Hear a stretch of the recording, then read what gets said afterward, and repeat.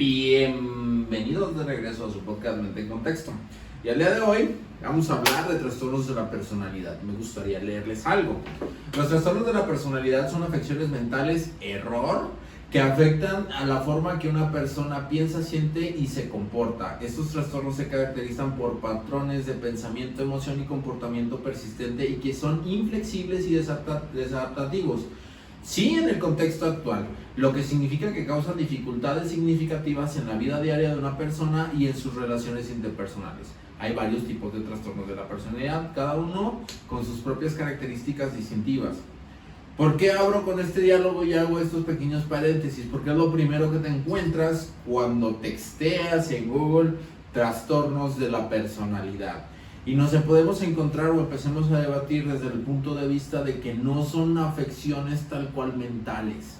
Aquí mucho de lo que nosotros hacemos o lo que queremos hacer dentro de la divulgación, que al fin del día el podcast trata de dar una divulgación mucho más coloquial de conceptos muy basados en ciencia, es que lo mental y lo que pasa como conducta no están separados, seguimos siendo un organismo que interactúa, entonces no es una afección mental.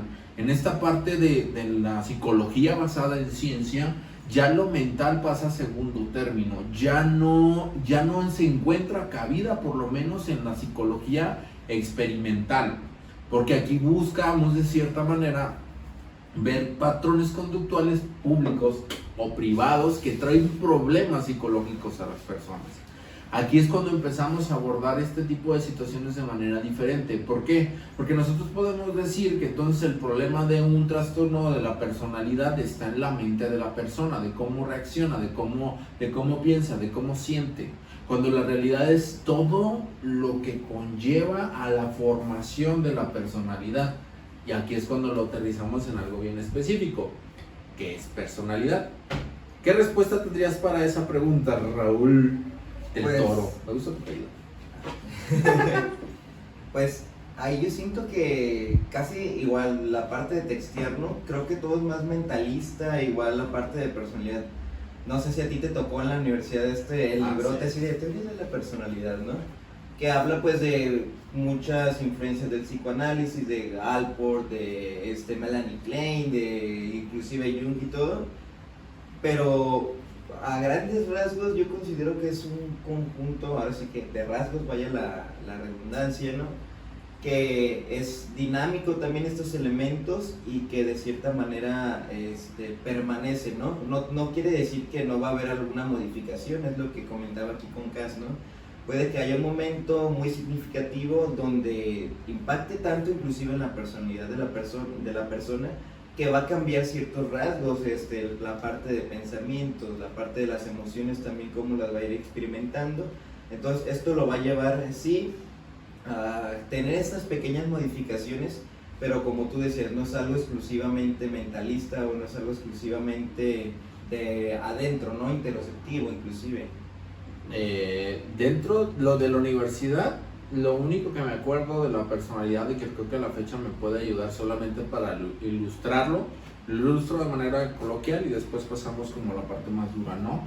Que la personalidad está formada por dos entes, una parte de carácter y otra parte de temperamento, exactamente. ¿Cuál es la diferencia entre carácter y temperamento? El carácter, más bien el temperamento, es esa carga genética con la que ya vienes predispuesto por parte de los padres, ¿no? Y la parte de carácter, esta manera de cómo se regula ese temperamento o actúas o reaccionas a tu medio.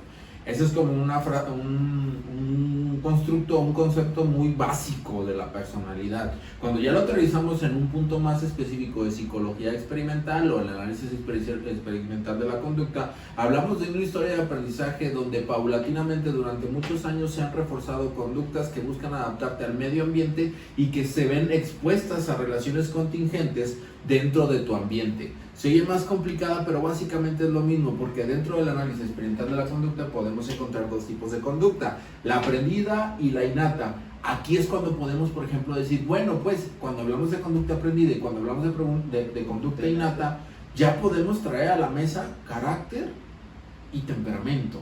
¿Qué es una conducta innata? Es algo con lo que tú naces, con lo que tú vienes precargado de nuevo, somero. Sin embargo, por ejemplo, con los niños, ¿no? El reflejo de succión, el reflejo de agarrar, el llorar, son cosas que no te enseñaron, ¿sabes? Son cosas que venías precargado para la supervivencia del organismo, del pequeño. Esa es una conducta innata, no tienes que aprenderla. A partir del aprendizaje es cómo vas avanzando en tu vida desde pequeño, desde tu primer día de vida, y qué contingencias, qué relaciones de contingencia encuentras en el ambiente. Por ejemplo, la persona mamá que deja llorar a su hijo hasta que se calle, porque así no se embrasila, lo único que están haciendo directamente es castigar el llanto del pequeño, porque el llanto está predispuesto para llamar a los cuidadores para que sacien la necesidad o presten cuidado al pequeño.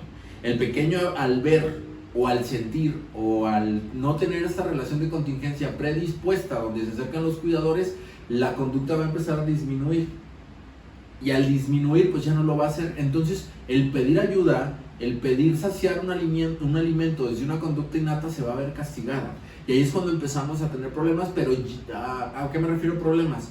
Ya empezamos un patrón de conducta aprendida que inherentemente va a llevar pues aunque pida, no va a llegar.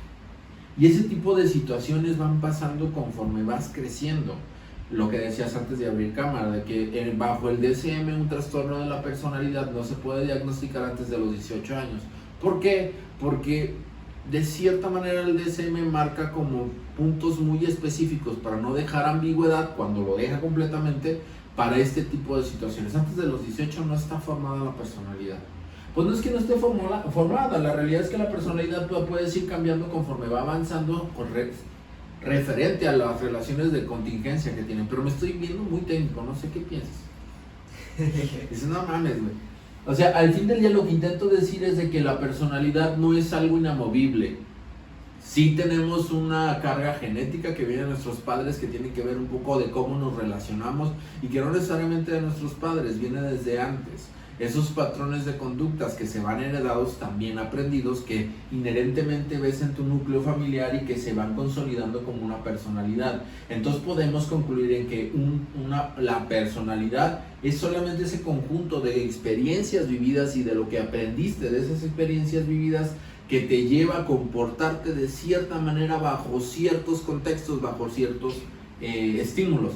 Porque también una de las cosas que criticaba dentro de esta definición que encontré es de que decía que era desadaptativos.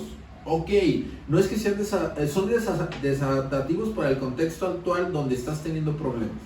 Sin embargo, si escarbamos un poquito más, esa conducta que utilizaste en ese contexto, en algún momento anterior de tu vida de aprendizaje, te sirvió para algo. Entonces es normal que tengas este tipo de situaciones.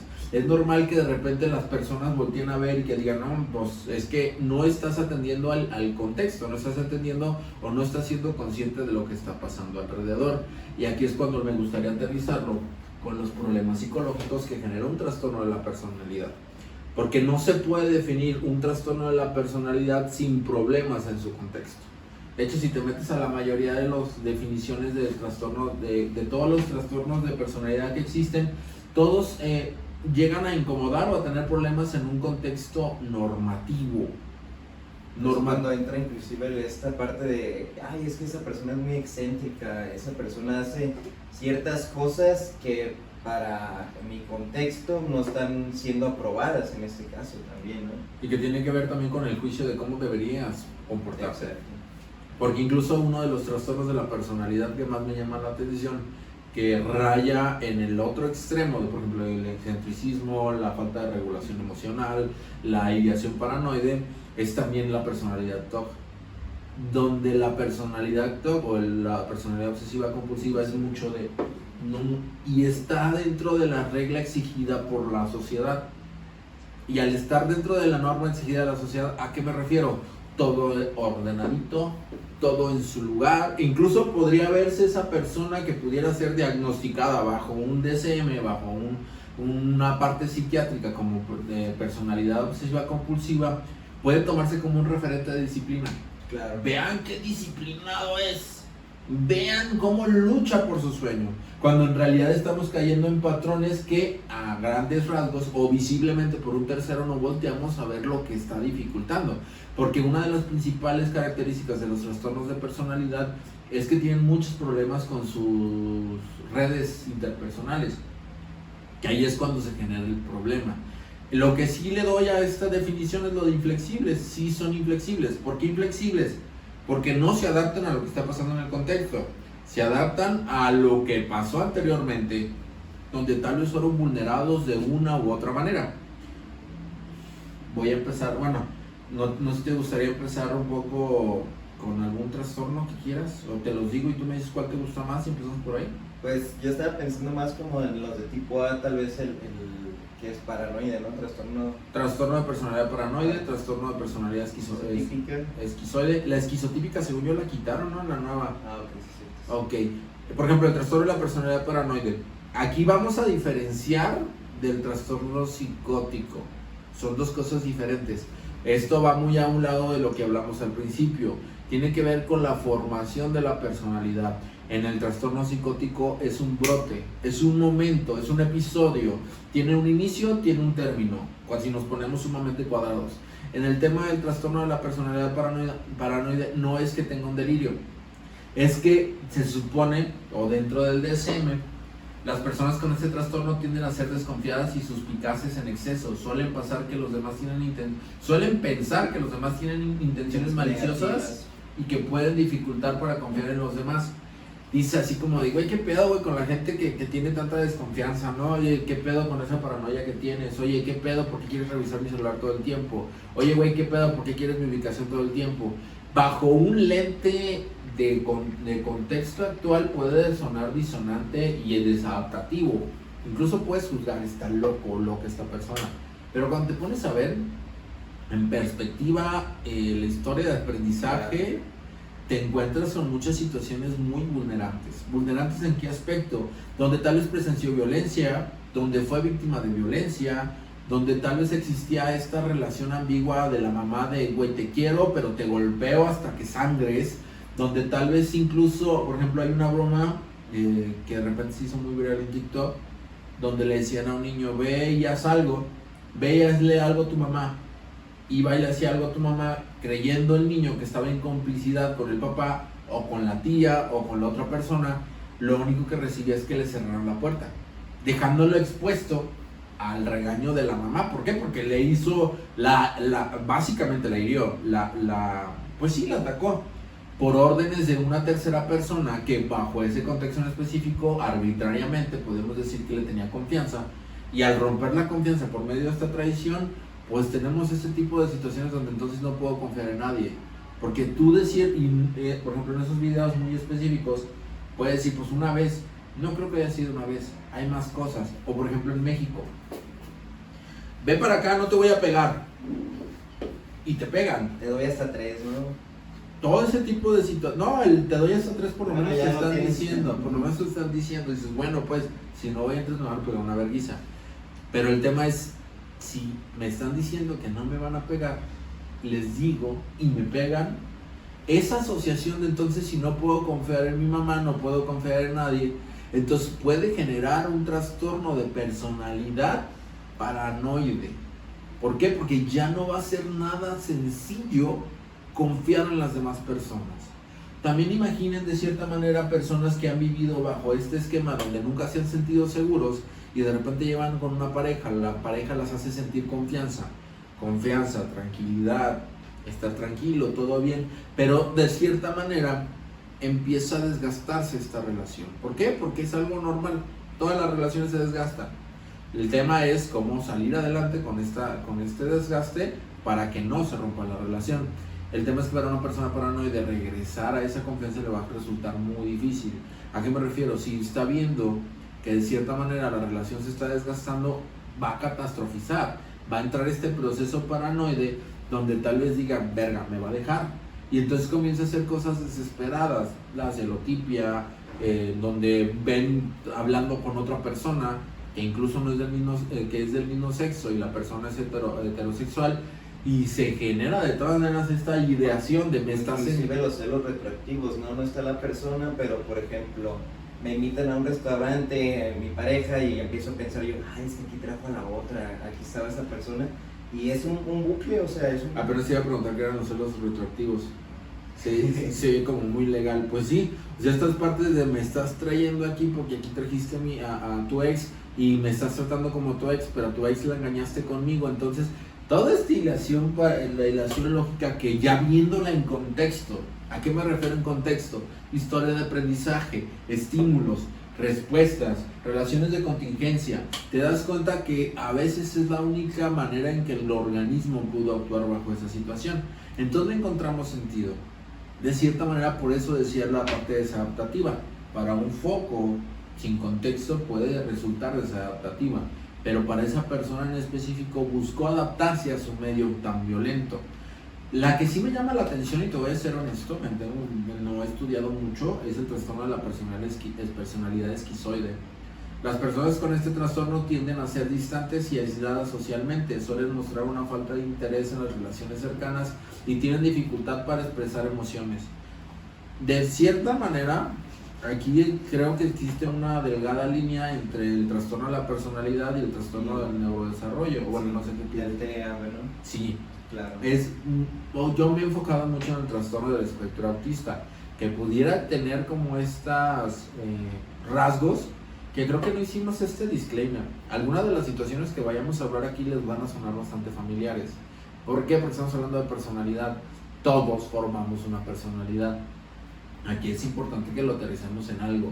Si esta personalidad te trae problemas con tus seres queridos, con tus círculos cercanos, con tus círculos laborales, o te causa problemas de insomnio, de falta de comida, o de tensión, o de enfermedades, ya estamos hablando de un problema, pero solamente a partir de un problema.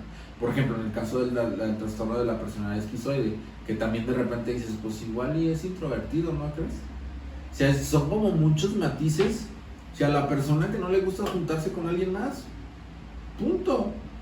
Sin embargo, si de repente este tipo de situaciones empieza a generar, nosotros somos seres sociales, al ser seres sociales, el no tener contacto con las demás personas puede llevarnos a lugares que no son tan amigables para nosotros, anímicamente o físicamente.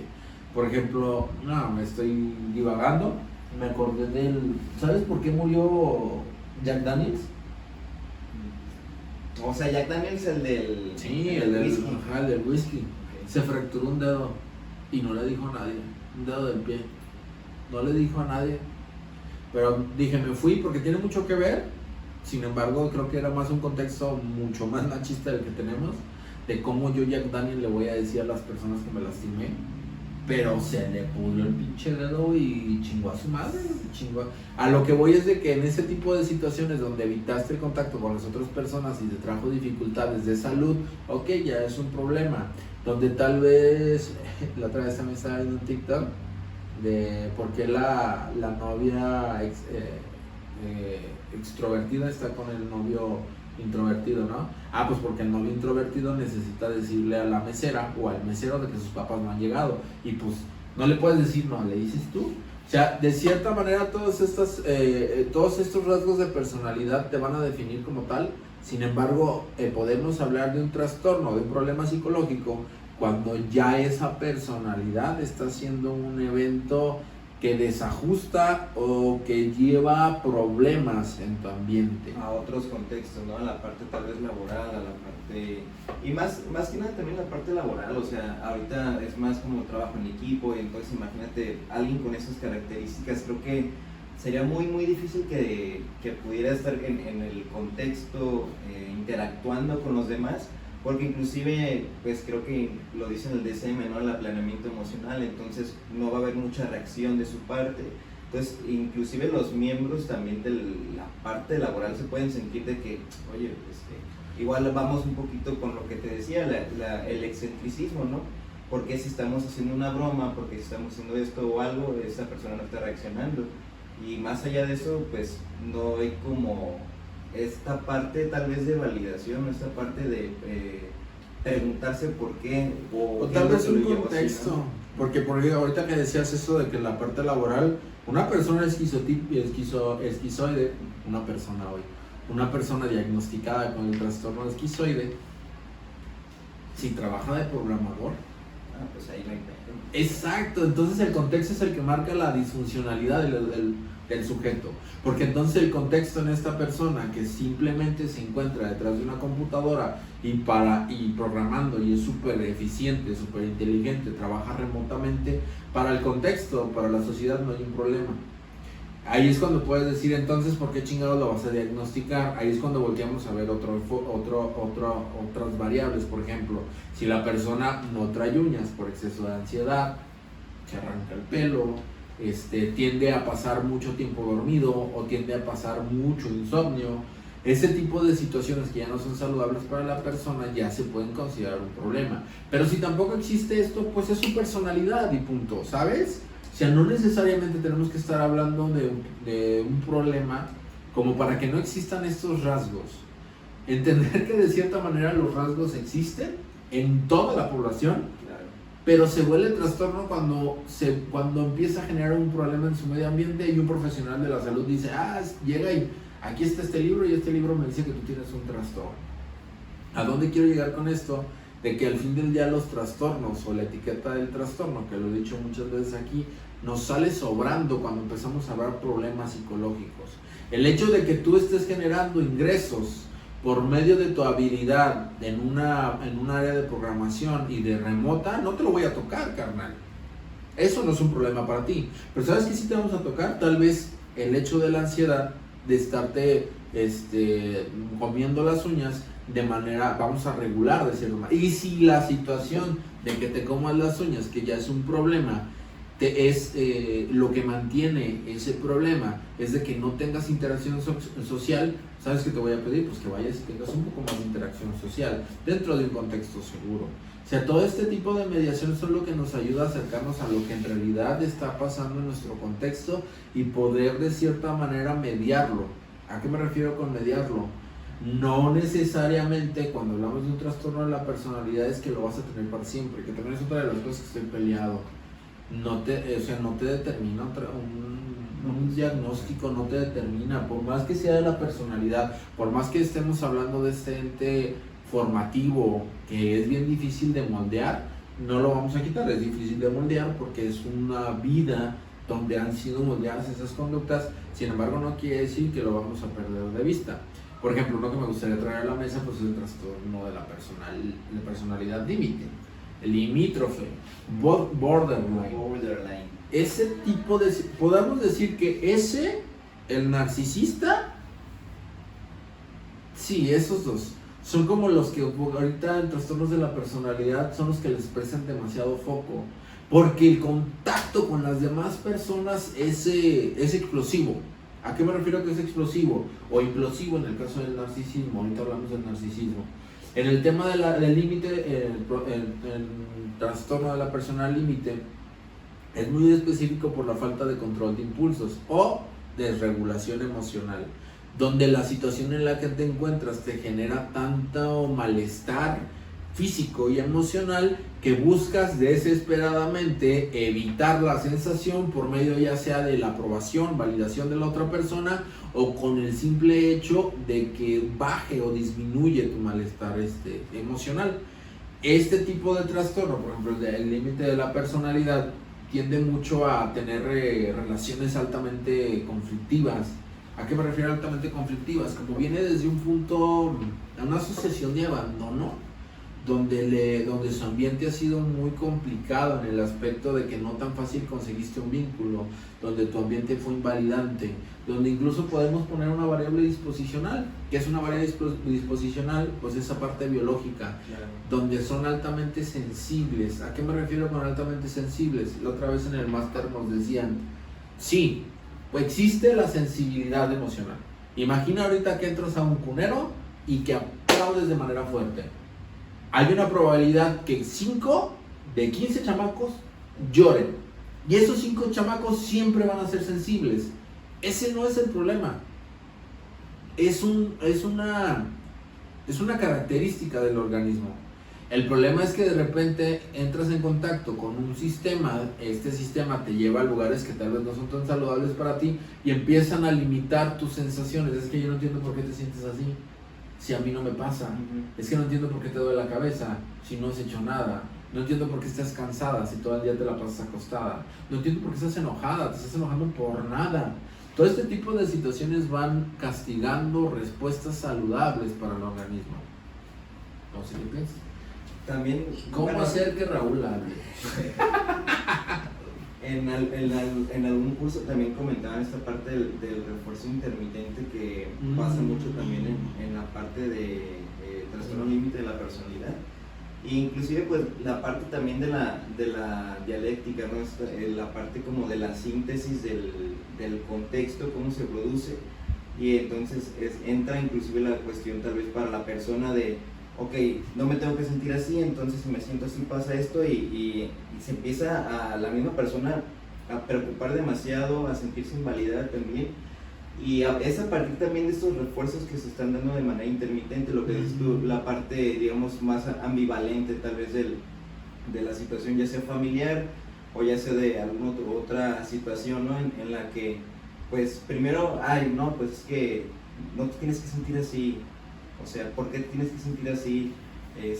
Siéntete bien, no estés triste, cosas de ese estilo que lo que van a favorecer es solamente que permanezca y que la persona se sienta todavía más inclusive vulnerable, ¿no? También.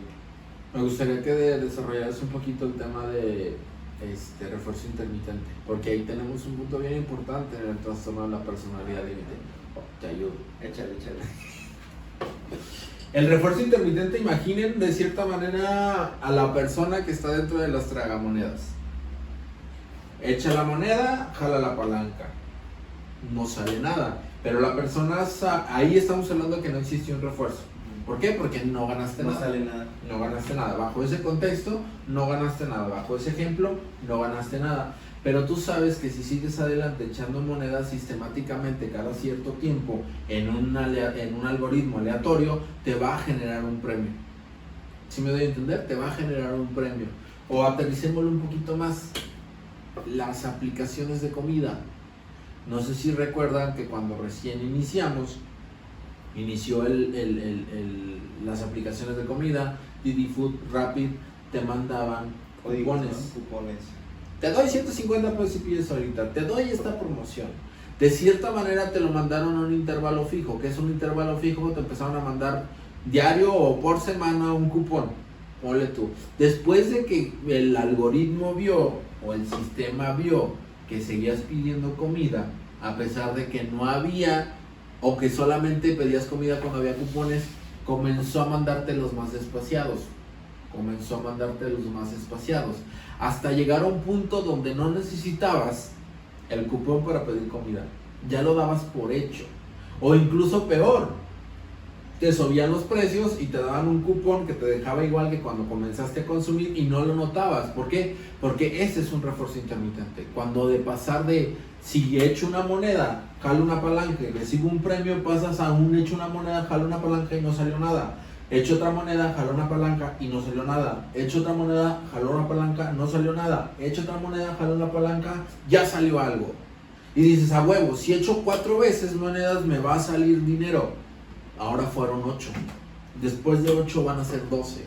Y después de 14, 15 veces donde recibiste premio, hay mucha probabilidad que no recibas premio en un largo tiempo y que aún sigas con esta conducta. Porque de cierta manera la persona está esperando ese premio, ese refuerzo. ¿Dónde lo aterrizamos con el trastorno límite de la personalidad? El trastorno límite de la personalidad, una de las emociones más características que se presentan de este diagnóstico, es la sensación de abandono, de vacío, de soledad. Entonces la persona durante toda su historia de vida recibió pequeños ápices de compañía, de sensación de aceptación por parte de su contexto, por parte de sus cuidadores o de amigos, donde ella aprendió que tenía que hacer ciertas cosas para lograr. O sea, moneda, palanca. ¿Qué es lo que salía? Ahí no salía un premio de monedas, salía aceptación, salía compañía, salía incluso la sensación de ya no estar solo. Pertenencia, ¿no? Tal vez sentido de Pertenencia. Bueno, en el sentido de pertenencia creo que ya es algo más largo en el tiempo. Bueno, sí. No sé. Funciona. A lo que me refiero es de que para esa persona en su momento en específico poner la moneda y jalar la palanca le funcionó para conseguir esa sensación que le hacía sentir bien. Pero conforme fue avanzando, sus círculos o sus vínculos empezaron a alejar porque de cierta manera no eran saludables. O sea, la gente es mierda y punto. Algunas personas sí, vamos también a aceptar esa situación. El hecho de que hayas pasado mal tus experiencias de vida no justifica el hecho de que trates a las demás personas mal. En este punto en específico, el vínculo, el apego que se tiene con la otra persona es muy desorganizado, y al ser tan desorganizado pues caemos en este condicionamiento intermitente, en este refuerzo intermitente, donde no sabes cuándo vas a recibir esa sensación, dónde vas a recibir esa compañía. Entonces haces desesperadamente conductas. Metes moneda, jalas. ¿Por qué? Porque dentro de mi historia de aprendizaje en algún momento salió. Y es muchas de las situaciones que caracterizan a las personas que tienen un diagnóstico del trastorno de personalidad límite. De repente hacen conductas muy desesperadas por mantener el vínculo. Y a veces, y vuelvo otra vez a lo que estábamos hablando, tienden a ser muy choqueantes para la sociedad, tienden a ser muy visibles para la sociedad. Porque de repente es el hecho de autolesionarse, el hecho de amenazar con suicidarse, intentar el suicidio, tomar medicamentos, consumo de sustancias, muchas veces incluso la típica pareja que de repente en media avenida se baja del carro enojada y entonces la ves caminando, y que también hay que entender algo. De cierta manera, esa conducta en específico, donde se baja en media avenida y empieza a caminar y el novio va detrás de ella en el carro de súbete mi amor, es esa conducta del novio que está manteniendo intermitentemente las explosiones de la persona diagnosticada con un trastorno límite de la personalidad. ¿Por qué? Porque de cierta manera ella está buscando, ella cuando se baja y hace este estallido de emociones desregulado, de bajarse y poner en riesgo su salud por caminar directamente por una avenida a medianoche, y que la otra persona la siga y quiera protegerla, entonces estoy sintiendo lo que quería, entonces tengo que hacer un berrinche cada vez que quiera sentirme así, tengo que bajarme del carro para conseguir eso. Entender que de cierta manera la manera en que percibe el ambiente las personas diagnosticadas con un trastorno límite de la personalidad, pareciera más sencillo eso a que lo ven de todo de manera general. Esto lo relaciono inclusive con la parte de la tolerancia al malestar. No sé qué tú piensas, por ejemplo, ahí tú, Marcos. Tengo una emoción que, si hablamos de grados, es tal vez un grado 3, ¿no? Entonces yo voy contigo, pido tu ayuda, no hay respuesta, no tolero el malestar, tengo que hacer tal vez algo que me está generando tal vez una emoción grado 10, de hecho ya me empiezo a cortar, tú vienes y ya siento como es el alivio, ¿no? Porque ahora de una conducta o una emoción que yo tal vez parecía como más... refuerzo negativo, de que, ¿a qué me refiero? Te cortas, sientes menos malestar. Esto suena bien disonante, lo sé. Pero una persona que está en un desborde, en una crisis emocional, el dolor físico es más sencillo de manejar que el dolor emocional. Y de hecho hay muchos estudios dentro de DBT que el hecho de cortarse trae a la persona al aquí y a la hora, porque empiezan a sentir cómo la sangre les escurre, cómo va gota por gota, y la atención de la persona se va directamente a la herida. Eso, de entrada, digámoslo técnicamente, es un refuerzo negativo de esa sensación de malestar que tenía tan abrumante, tan incontrolable, aparentemente incontrolable, se fue por medio del corte, del cutting. Y después viene mi novio, después viene mi novia, después viene mi familia, mi hermano. Refuerzo positivo. ¿Por qué? Porque entonces estoy obteniendo eso que tantas veces busqué desesperadamente. Compañía, no sentirme sola. Entonces ahí estamos manteniendo una conducta, ahí estamos manteniendo ese tipo de... Y de repente es cuando vemos la situación demasiado desbordante, porque entonces se está cortando. Entonces ya es muy disonante, y entonces ya empezamos a hablar del trastorno límite de la personalidad, porque es muy choqueante para las personas. Y es por eso que se vuelve tan visible también. Exactamente. Por ejemplo, hablamos del trastorno narcisista. El trastorno narcisista también es muy... está siendo muy visible por la parte de las redes sociales, porque su mayor problema, o donde presenta mayor problema, es en la parte de relaciones afectivas con el otro sexo o con las personas del mismo sexo, donde la otra persona está recibiendo directamente los obstáculos o los problemas de la otra persona. De cómo hablamos de gaslighting. Ayer estaba yendo con Brisa, una compañera, el mansplaining, pero la realidad, o mucho de lo que yo digo del tema del narcisismo, es de que propiamente no estamos hablando de una persona que creció pensándose que era lo máximo, sino es una persona que creció en un contexto machista, donde el machismo lo orilló a comportarse como este hombre invulnerable que nada le hace y que es súper exitoso, porque bajo un constructo machista, un hombre que no es exitoso no figura dentro del sistema, y al no figurar dentro del sistema, o lo haces o lo inventas, que es mucho de lo que se va dentro del trastorno narcisista, de yo soy, yo hago, yo pongo. Y de hecho inclusive es la falta de empatía también hacia los demás, la creencia de decir yo soy excepcional en todo lo que hago, por lo tanto no me interesa o no me veo tan empático al tener una relación con la otra persona. Y es cuando se vuelve también la parte inclusive del gaslighting, ¿no? De que pues bueno, yo hago a un lado lo que tú me dices para imponerme, ¿no? Y que también recordemos algo de la empatía, operacionalicemos la empatía. ¿A qué me refiero con operacionalicemos? Veamos en realidad qué es la empatía. La empatía es una conducta. ¿Qué conducta es? Es hacer sentir al otro entendido, o hacerle extensivo a alguna sensación que estoy sintiendo mediante a lo que me está contando. Entonces es una conducta aprendida. Pero ¿qué crees? Si esta persona creció en un ambiente meramente invalidante, machista, que no le enseñaron empatía, claro que dentro de un trastorno narcisista no va a encontrar empatía, porque para él es, ¿qué es eso, güey? ¿Esto qué es, no?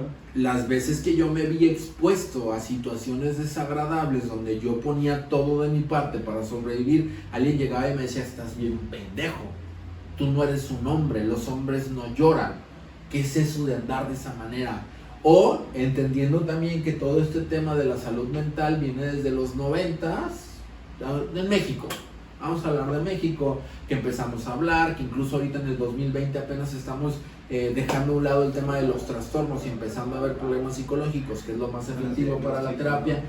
Ahora imagínense nuestros papás, donde crecieron, donde golpear a la esposa era normal, donde tratar a la mujer como objeto era normal. Y la persona dice, es que güey, ¿en qué México vives? Güey, pues vivo en el México actual, todavía en Oaxaca sigue pasando, que existe venta de mujeres por gallinas. Esas situaciones siguen pasando. Ahí es cuando tratamos de humanizar el trastorno narcisista. ¿A qué me refiero? Vuelvo a lo que decía hace rato. El hecho de que trates culera a la gente por tu historia de aprendizaje y porque te trataron bien a ti no justifica.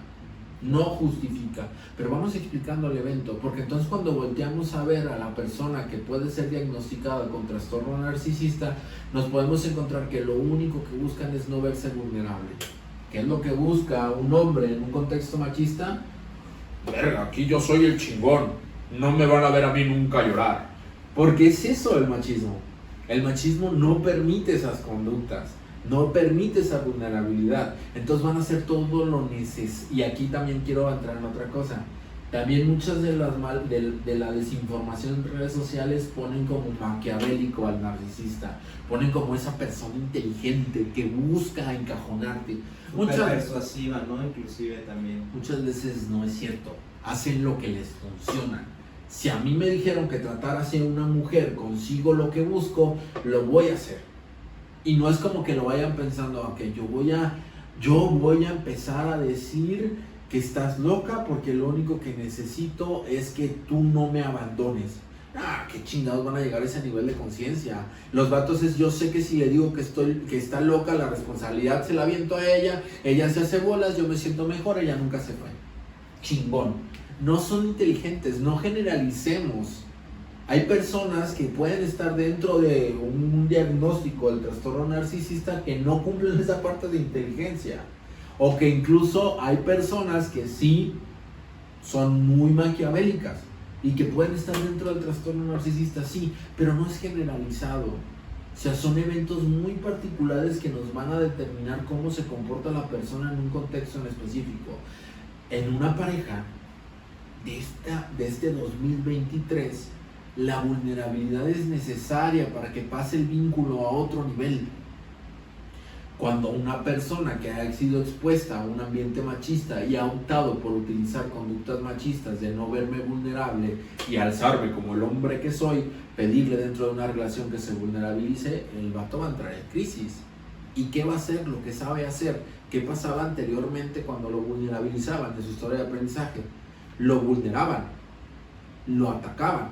¿Qué es lo que va a hacer? Va a buscar atacar. ¿Y qué es lo primero que encuentra? Pues esta parte de menospreciar a la mujer porque viene de un contexto machista. Más reactivo, ¿no? Inclusive. Sí, y no es que lo piensen, el vato está actuando, está siendo impulsivo, actúan desde el miedo, y cuando tú tienes miedo, ¿qué crees, carnal? No piensas, porque también pasa algo bien curioso.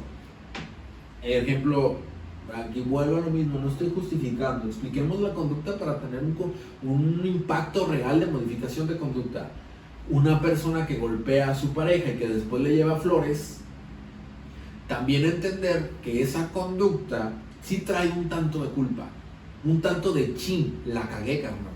Trato de compensarlo. Exacto, para que no te vayas, porque el hecho de lo que pasó que te golpeó va a hacer que te vayas, y el que te vayas me va a vulnerar a mí, y al vulnerarme a mí como persona que ha sido diagnosticada como narcisista, eso va a hacer que entre en crisis. Un narcisista nunca te va a aceptar una crisis, porque para él es ser vulnerable. Entonces, ¿qué va a hacer? Todo lo que está dentro de sus manos para que no te vayas. Entonces te lleva flores, te llena otra vez de elogios. Entonces dura otra vez otros 3 meses con estas conductas nuevas, que son, o más bien no tan nuevas, pero que no son tan comunes dentro de su repertorio, que, es que sí cambió. Sin una atención especializada, ese compa no va a cambiar. Y vamos a regresar de nuevo que te vuelva a violentar. ¿Por qué? Porque en realidad lo que tienes es que no sabe gestionar esa vulnerabilidad. Entonces va a utilizar, cuando una persona no sabe gestionar su vulnerabilidad y en ese momento empieza a sentirse vulnerable, es innato que sienta miedo. Miedo a morir, miedo a que el organismo esté en riesgo. Entonces va a actuar. Y al actuar, muchas veces te ataca. Muchas veces, si no es que todas. ¿Por qué? Porque para él es la única herramienta que le enseñaron. Porque de miedo pasa enojo. ¿Por qué? Porque resulta que el enojo busca la funcionalidad o la función adaptativa que tiene el enojo es defenderte del contexto. Entonces para una persona narcisista funciona. ¿Por qué lo traigo a la mesa? Trastorno límite de la personalidad y trastorno narcisista son visibles por lo choqueante que son, pero no dejamos de hablar de situaciones complicadas dentro de su historia de aprendizaje que inherentemente los hicieron optar por conductas tan estrendosas para la sociedad para sobrevivir. Cuando una persona narcisista, soy víctima de mis aprendizajes también. Cuando una persona que ha sido diagnosticada con narcisismo busca o quiere ayuda y se topa con esta halo de es que tú eres narcisista, es que tú haces esto, es que tú haces gaslighting, esta persona se va a sentir atacada, y al sentirse atacada, ¿qué va a hacer? Una de dos, o se repliega y se va, no recibe la atención necesaria, o ataca. Y entonces se pierde la función de lo que en realidad queremos hacer. La personalidad es moldeable. Una persona con diagnóstico de narcisismo puede llegar a tener regulación emocional, esta gestión de emociones. No es inamovible esta parte de la personalidad. No sé si quieres hablar tú algo más, porque ya como que monopolicé este tema. Y digo, venga, checo acá. Pues ahí inclusive puede entrar la parte de lo que decías al inicio, de lo inflexible, ¿no? Creo que también sí tienes toda la razón cuando decimos que la personalidad es moldeable. que se puede moldear, perdón, y que de cierta manera sí se puede generar tal vez ese cambio paulatinamente, de que va a costar trabajo, sí va a costar trabajo, pero se puede generar también este cambio, ¿no?, en las personas. Y uno que casi no se habla y que todo el mundo tiene, personalidad trastorno de personalidad evitativa. La persona con este trastorno suele evitar situaciones sociales y puede tener una baja autoestima. Tiene un temor intenso al rechazo y a la crítica. Pues por eso no está en situaciones sociales y por eso también dicen baja autoestima. ¿Quién no tiene miedo al rechazo? Pregunta abierta. Si tú no tienes miedo al rechazo, ponlo en los comentarios. ¿Quién chingados no tiene miedo al rechazo? Todos. Vuelvo otra vez a lo mismo. Incluso hay una emoción específica para evitar el rechazo. Se llama vergüenza. Porque el tema del rechazo a nivel social, a nivel sociedad, a nivel comunidad, significa ponerte en riesgo por ser desterrado, por ser rechazado por quien eres. Hablamos de hace 1000 años, 10.000 años antes de Cristo si quieres, donde el hecho de ser rechazado por tu comunidad, por tu tribu, significaba la muerte. Es natural tener miedo al rechazo. Pero ¿qué pasa con las personas que tienen este trastorno de personalidad evitativa? Van a evitar cualquier situación que inherentemente los ponga en una dicotomía de rechazo. Entonces, no voy a levantar la mano para decir algo porque me van a rechazar. Entonces, no voy a ir a tomarme una cerveza con Raúl porque de seguro Raúl me va a rechazar. No voy a ir a ¿me vas a rechazar? No, claro que no. Yo te la invito. Y aquí empiezo, ¿no? Con la gente. No mames. Es eso, o sea, todo el mundo tiene miedo al rechazo. Entonces, ¿dónde entra el problema? Cuando ya la evitación es tanta que incluso te cuesta trabajo entablar una comunicación con otra persona por miedo al qué dirán. Entonces ni siquiera el ejemplo que ponía hace rato del novio introvertido. Entonces no le puedo decir a la mesera que no me han traído mis papas o que se equivocaron de condimentos, se equivocaron de plato, porque tengo miedo de que vaya a haber una respuesta aversiva que inherentemente voy a interpretar como rechazo. ¿Por qué? Porque vuelvo a lo mismo, la historia de aprendizaje donde se generó esta personalidad de un diagnóstico evitativo hizo, o más bien su contexto hizo que esta persona tuviera conductas de evitación y entonces ya no me enfrenté con el rechazo o con la posibilidad de un rechazo. Entonces es muy normal que ustedes estén generando como ustedes, por las personas, sí somos evitativos, sí, cómo no, sí, o sea, evito mandarle mensaje al crush porque no quiero que me rechace, evito mandarle mensaje al güey de reclutamiento porque no sé si me va a contratar, evito tocarle la puerta a mi jefe y decirle que quiero un aumento por evitar el rechazo. Es normal. El problema viene cuando esto ya se vuelve generalizado y ni siquiera te atreves a salir de tu casa. Cuando ya las relaciones sociales que antes valorabas ya van disminuyendo. Cuando ya el miedo puede incluso transformarse en una agorafobia, no querer salir al ambiente.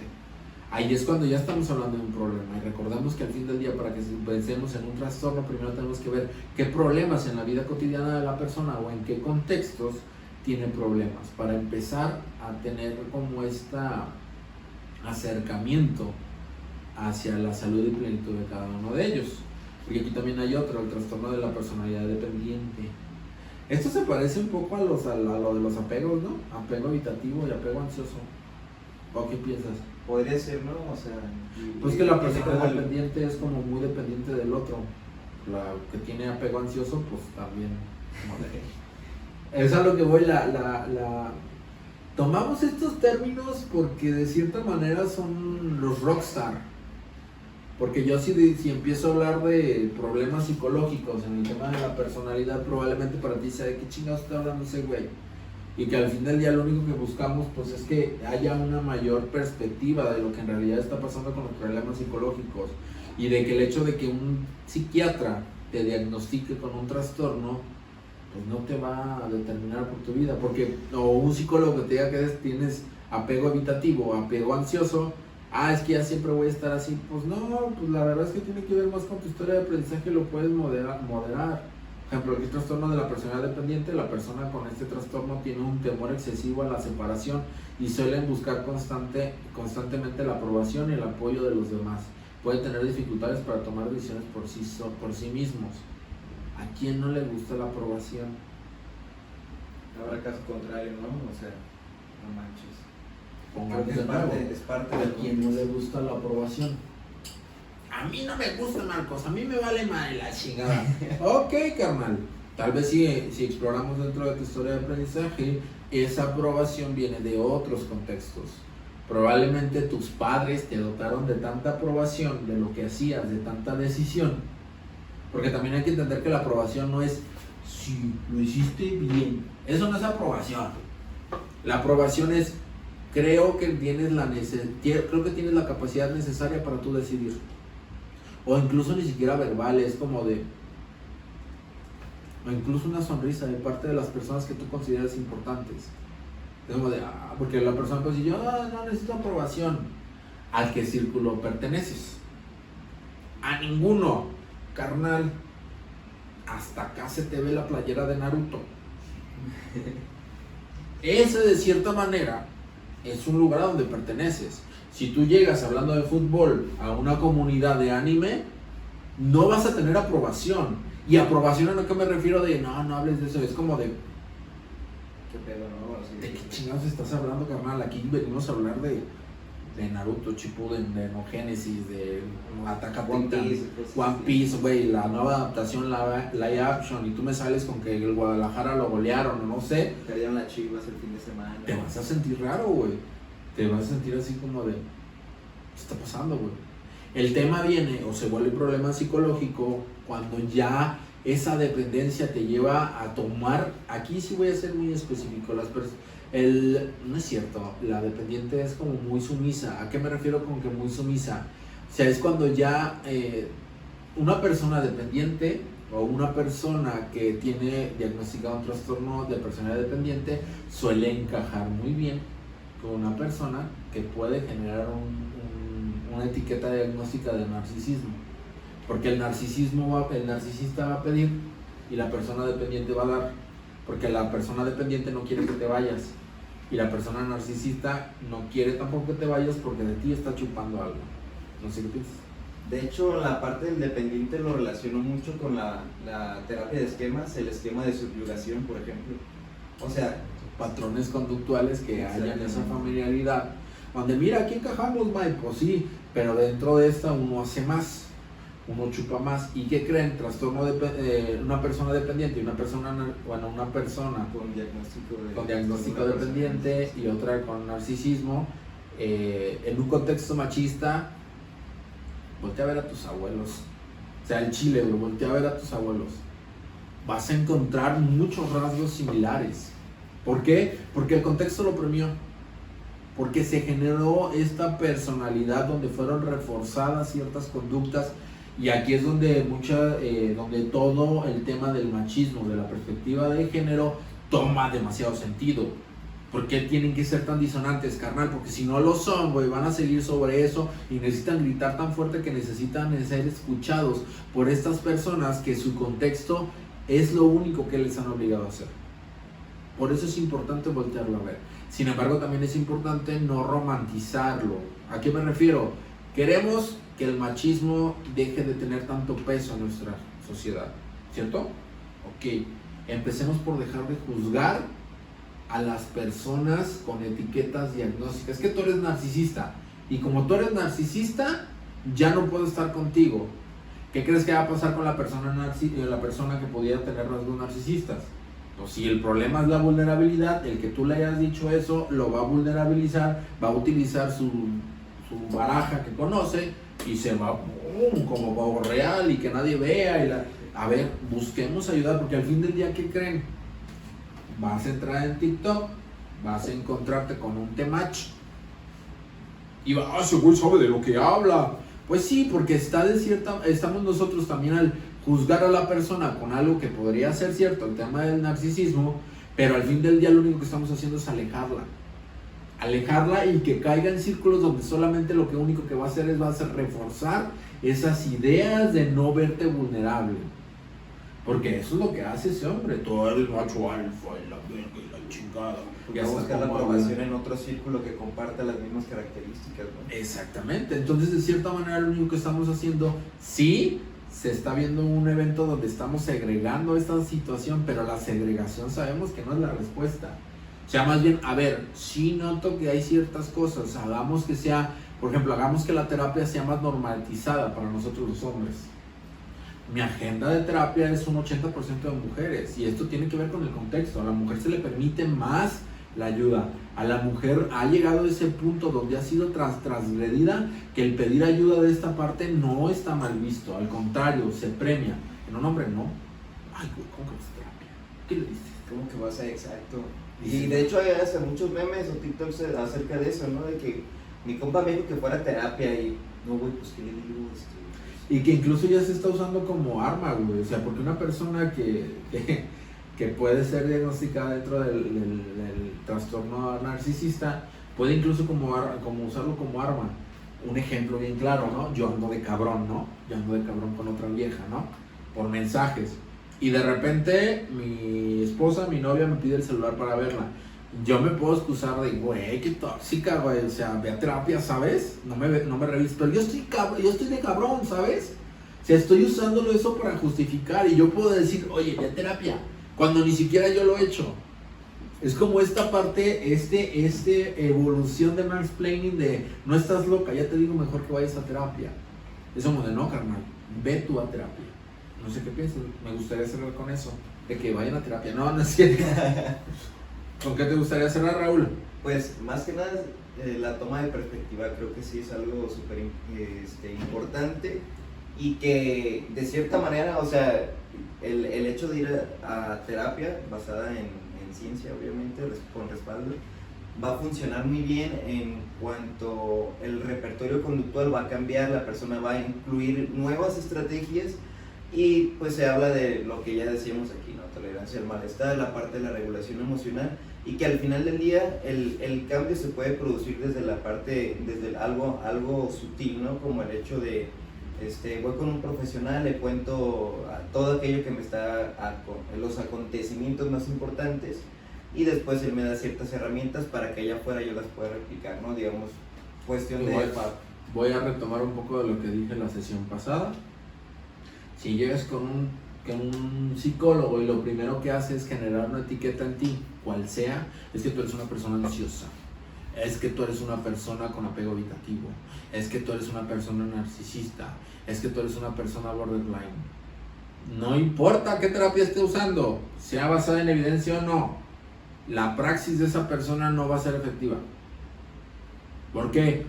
Los estudios han demostrado que la separación del yo como contenido al yo como contexto tiene una mayor efectividad. Entonces tú no eres lo que haces, tú eres y haces cosas.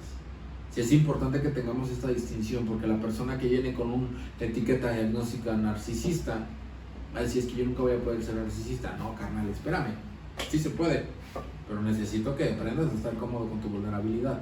Una persona que está dentro del espectro borderline, no, es que soy altamente sensible y nunca voy a cambiar. No, espérame, sí vas a cambiar. Dame tiempo también. Estamos luchando contra años de conductas. Dame tiempo. Ese tipo de situaciones nos va a acercar más a lo que estamos buscando, que es plenitud para todos. Yo soy de la idea, no sé si alguna vez te lo he dicho, pero yo creo que la terapia en cierto momento va a desaparecer, que ni siquiera debería de existir. Aunque la de yo, ¿eh? ¿A qué me refiero? Okay.